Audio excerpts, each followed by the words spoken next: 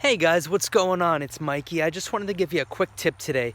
When you look at your mix, and you're seeing a lot of what they call like transients or like spikes, um, first of all, you're gonna see some wavering, okay? Not everything has to be just straight across. You're gonna see some wavering, but as it's going along, if you see some wavering and then you see a real skinny line that just goes way high up, and way high down possibly, if that makes sense. You can use an oscilloscope, and I do believe there's a company out there that gives them away for free.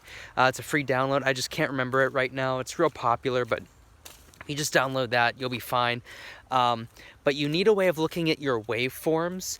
It is not so much the frequency spectrum readout. So what I mean by that is a lot of people use ozone for mastering. I'm not talking about what you see on like Ozone's EQ or Ableton's spectrum. We're not looking at like bass, mid, and high.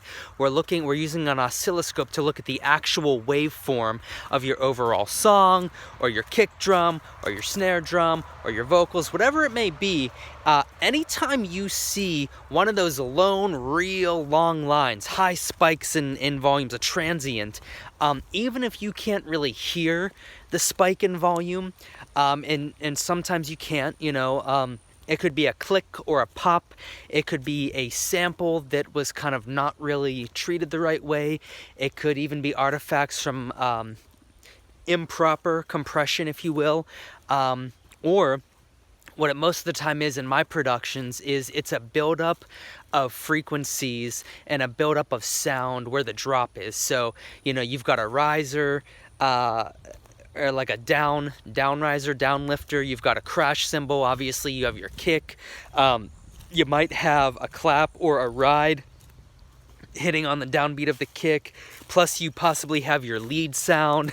You have a bass line. So you've got a lot of stuff hitting at that drop. And that's not necessarily a problem. I mean, if you want to take care of it and do some cleaning of house, you can nudge everything in different ways at different lengths. So shut off your grid and just nudge everything ever so slightly by like fractions of a second. Zoom real close in and nudge everything. And that way everything's not hitting at the exact same time, like glued to the grid.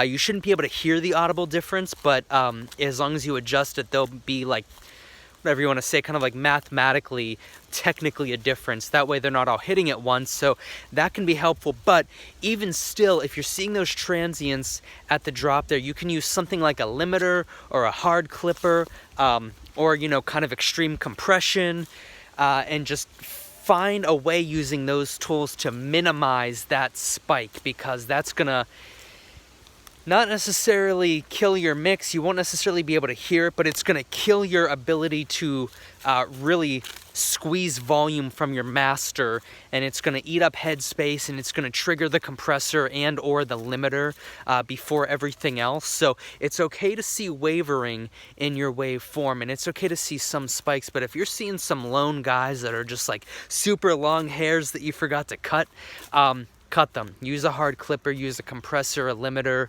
and just kind of the tools that you have, and get those peaks down.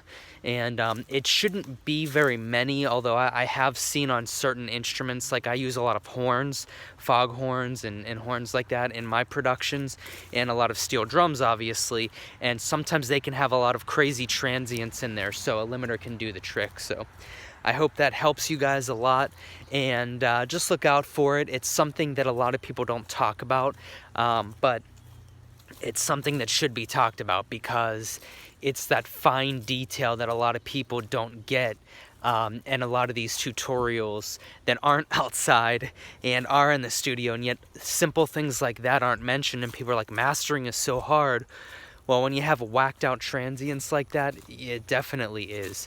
And sometimes basic compression and EQ isn't enough. And this isn't always a problem, but I would definitely look around your drops where anything is hitting all at once. Look for that and take care of it. It'll help you guys out a lot. So hope that helps. I'll talk to you guys tomorrow. Later.